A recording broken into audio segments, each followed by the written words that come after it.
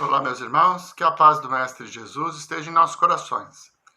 Vamos continuar o estudo do Livro dos Espíritos a partir da questão 917. Mas essa questão a gente já leu a semana passada, né? Qual o meio de destruir-se o egoísmo? E só restou, então, o comentário do Kardec, que é um pouco longo. Então, ficou para hoje. Vamos lá, então? Comentando como destruir o egoísmo por Kardec. Louváveis esforços são empregados para fazer que a humanidade progrida. Os bons sentimentos são animados, estimulados e honrados mais do que em qualquer outra época. Não obstante, o verme roedor do egoísmo continua a ser a praga social. É um mal real, que se espalha por todo o mundo e do qual cada homem é mais ou menos vítima. Assim, é preciso combatê-lo como se combate uma moléstia epidêmica. Para isso, deve-se proceder como procedem os médicos, remontando à causa do mal. Que se procurem, em todas as partes do organismo social, da família aos povos, da choupana ao palácio, todas as causas, todas as influências, patentes ou ocultas, que excitam, alimentam e desenvolvem o sentimento do egoísmo. Conhecidas as causas, o remédio se apresentará por si mesmo. Só restará então combatê-las, se não todas ao mesmo tempo, pelo menos parcialmente, e o veneno pouco a pouco será eliminado. A cura poderá ser demorada, porque numerosas são as causas, mas não é impossível. Contudo, ela só se obterá se o mal for cortado pela raiz, isto é, pela educação, não por essa educação que tende a fazer homens instruídos, mas pela que tende a fazer homens de bem. Bem entendida, a educação constitui a chave do progresso moral. Quando se conhecer a arte de manejar os caracteres, como se conhece a de manejar as inteligências, poder-se-á endireitá-los, como se faz com as plantas novas. Mas essa arte exige muito tato, muita experiência e profunda observação. É grave erro acreditar que basta o conhecimento da ciência para exercê-la com proveito. Quem quer que acompanhe o filho do rico, assim como do pobre, desde o instante do nascimento, e observar todas as influências perniciosas que atuam sobre eles, em consequência da fraqueza, da incúria e da ignorância dos que os dirigem, e como falham quase sempre os meios empregados para moralizá-los, não poderá admirar-se de encontrar tantas imperfeições no mundo.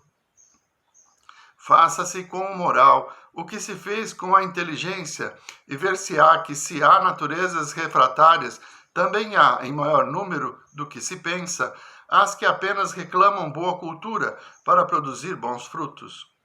O homem quer ser feliz e esse sentimento é muito natural.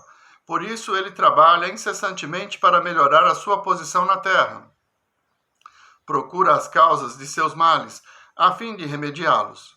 Quando compreender bem que o egoísmo é uma das causas a que gera o orgulho, a ambição, a cupidez, a inveja, o ódio, o ciúme, que a cada instante o magoam, que leva à perturbação a todas as relações sociais, provoca as dissensões, destrói a confiança, obrigando-o a manter-se constantemente na defensiva contra o seu vizinho, enfim, a causa que faz do amigo o inimigo, então ele compreenderá também que esse vício é incompatível com sua própria felicidade, e acrescentamos, com a sua própria segurança.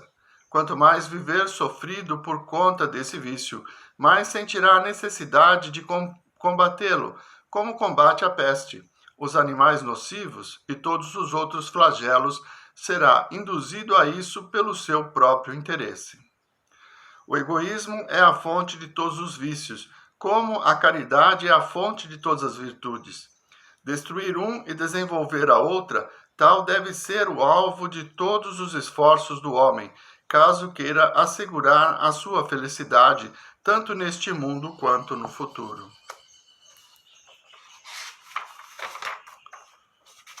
Muito bem.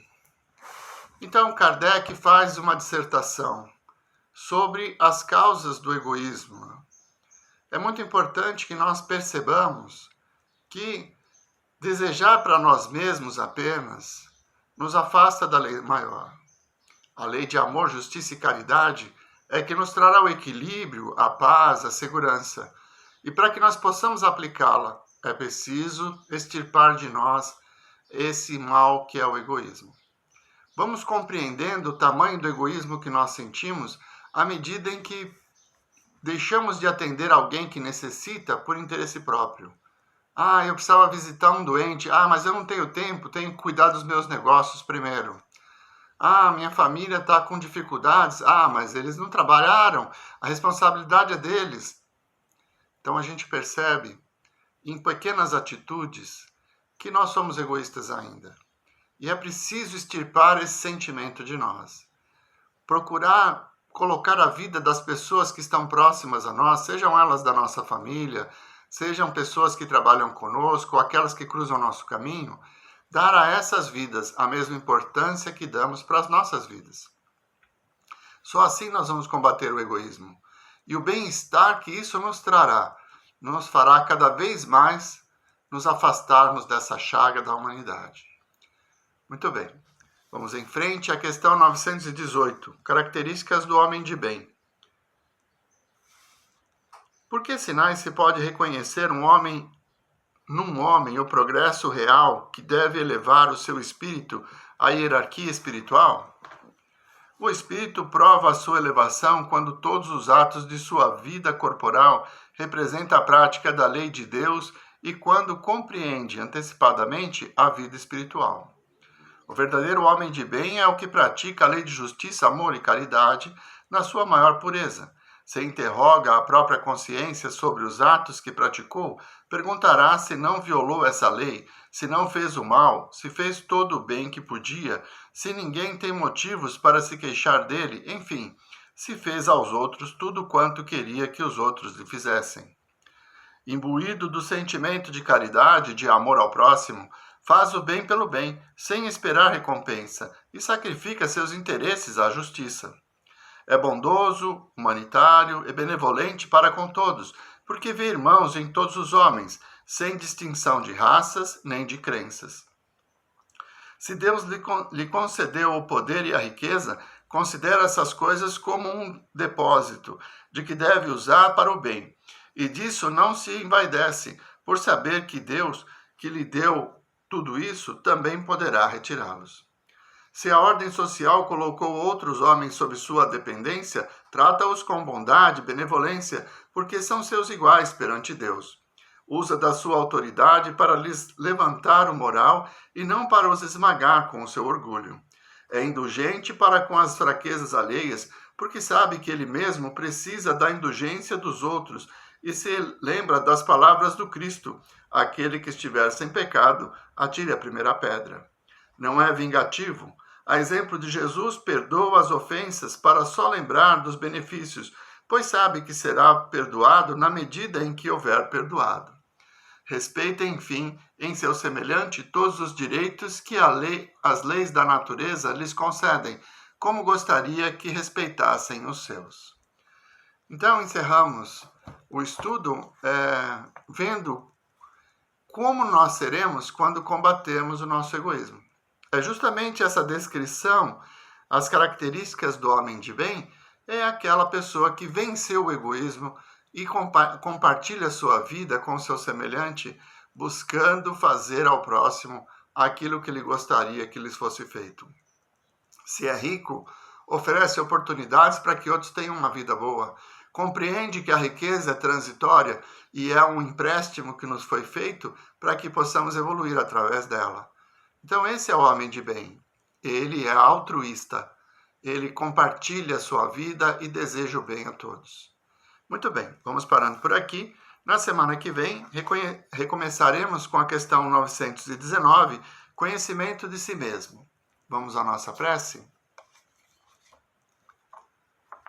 Nós vos agradecemos, Senhor, por mais esses momentos em que pudemos ter convosco. Nos foi mostrado o que é necessário mudar em nós.